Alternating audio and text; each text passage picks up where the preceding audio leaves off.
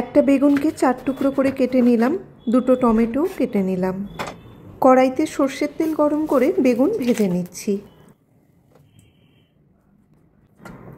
দুটো টমেটো, দুটো কাঁচা লঙ্কা আর 8-10টা রসুনের কোয়াও ভেজে নিলাম।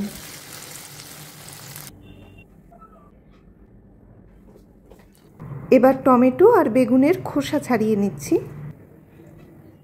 বেগুন, টমেটো, কাঁচা লঙ্কা আর রসুন ভাজা সব কিছু ভালো করে চটকে মেখে নিচ্ছি।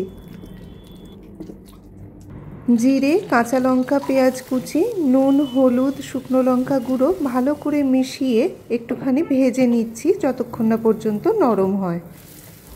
এরপরে বেগুন টমেটো মাখাটা এর মধ্যে দিয়ে ভালো করে হাই ফ্লেমে মিশিয়ে নিলেই পরিবেশনের জন্য তৈরি হয়ে যাবে অসাধারণ স্বাদের बैंगन का भरता। রেসিপি ভালো লাগলে সাবস্ক্রাইব করে দেবেন।